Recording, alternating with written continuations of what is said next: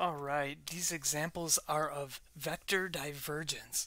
So we're going to find the divergence of these three vector fields, P, Q, and T. So these are examples A, B, and C. So we'll start with A, and I look at A, I say, okay, the vector field P is x squared y times z in the x direction plus xz in the z direction. So I see the variables x, y, and z, and so I know that this is in Cartesian coordinates.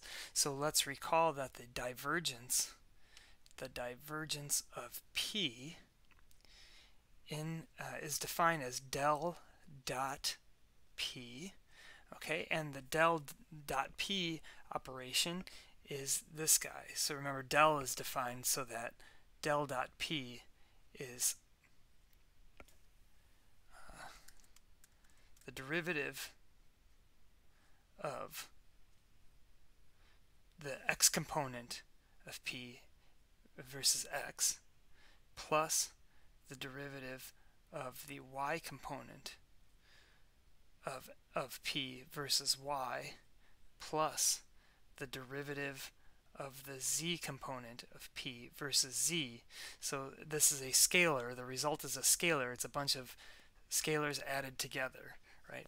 So let's check it out. Let's do the partial derivatives then. So here's the x component of P, x squared y z. So I need the derivative of that with respect to x. So I can treat y and z as constants, and so I have an x squared, and so the derivative of that is just 2x, right, and then tack on the constants. Alright, so that's the partial derivative of the x component versus x. Now I need the partial derivative of the y component versus y, but there is no y component here, so that's 0. So moving on then, for the third term, I need the partial derivative of the z term, which is just xz, versus z. So I can treat the x as a constant, so I have z to the first, so the derivative of that is 1, and so tack on the constant, this is x. So here is the answer for part A.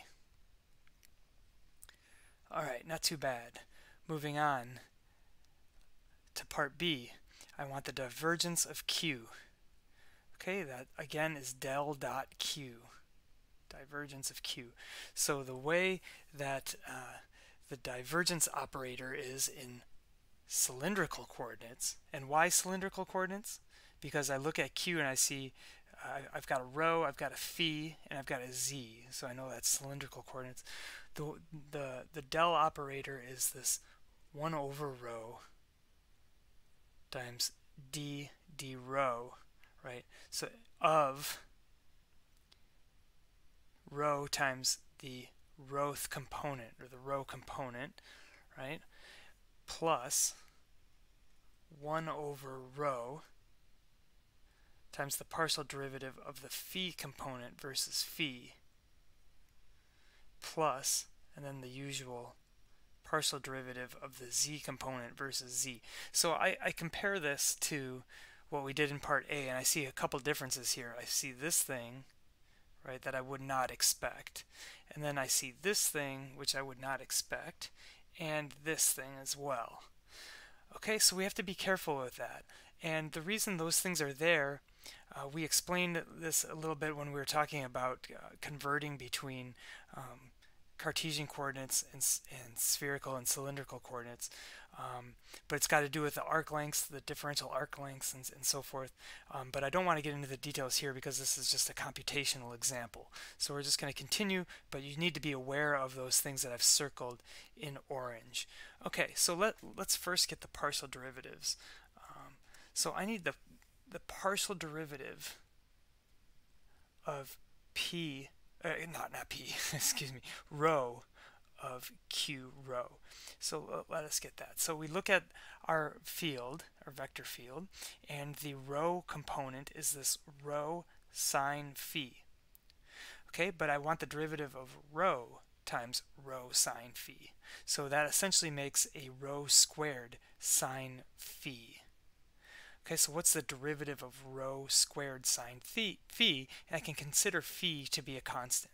So I've got rho squared, so the derivative of that is 2 rho sine phi, right? 2 rho sine phi. And then, so I've got that guy, and then I need the derivative, or the partial derivative, of the phi component versus phi, right? So that, here's the phi component, rho squared z, and notice there's no phi there.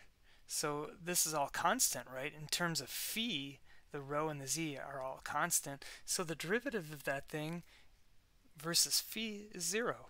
Nice. And then we move on to the third term there, dq z dz. So again, I can consider phi to be a constant, so I have z to the first, derivative of z to the first is 1, so tack on the constants, and I'm left with cosine of phi. Now, I want the divergence of q. All right, we took this rho into account, right? We found the derivative of rho q rho. But now I need to divide that by rho, right? This guy. So I've got 2 sine phi, right? Plus 0, because the partial with respect to phi was 0. Then moving on to this term, I've got cosine plus cosine of phi, and that is the divergence of part B. Okay, lastly, moving on to part C, I've got vector field T, and it's got this component in the r direction, a component in the theta direction, and a component in the phi direction. So that means that I am in spherical coordinates, right? And so, for a similar reason, we have some things to, as a similar reason to the cylindrical coordinates, we have some things that we need to watch out for in spherical coordinates. So I don't want the divergence of q, I want the divergence of t here. Right, so again, this is del dot t, but in spherical coordinates, this was 1 over r squared dr r squared times the r component, right, plus 1 over r sine theta times d theta of the theta component times sine theta plus 1 over r sine theta times the phi component, or times the partial on phi of the phi component there. Okay, now this is something that you don't have to memorize. Just put this on your sheet of notes, mark it in your textbook, whatever you want to do, but you're not expected to memorize this kind of stuff. Alright, so let us consider the partial, now this first term. So I need the r component. So here's the r component of t, 1 over r squared cosine theta. So if I multiply that by r squared, right, because I've got r squared times the r component, then the r's cancel, and I'm left with cosine theta. So what is the derivative with respect to r of cosine theta? Well, theta is a constant with respect to r, so the derivative is 0. So this first term is just 0. Plus. Okay, now let's work inside first. I have the derivative of the theta component times sine theta. So here's the theta component, r sine theta cosine theta. Okay, so when I multiply by sine theta, right, I get r sine squared theta cosine phi.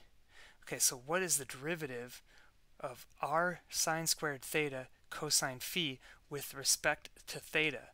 Well, I need the chain rule here, because I've got sine squared theta. So the 2 comes down in front, and then I'm left with sine theta, and then the chain rule says multiply by the derivative of sine theta, which is cosine theta.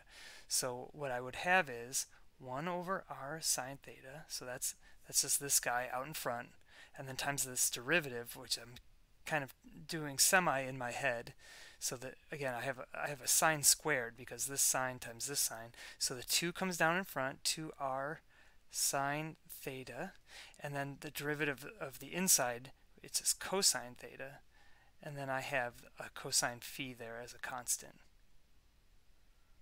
Okay, and I can simplify that a little bit, but I'll do that in the next step. Now I've got 1 over r sine theta times the derivative of the phi component. So here's the phi component, right? And again, we see that there is no phi. It's cosine theta, but theta is a constant in terms of phi. So that's 0. Okay, so the r's cancel here and the sine cancels, and I'm left with 2 cosine theta. Oh, excuse me. 2 cosine theta cosine phi.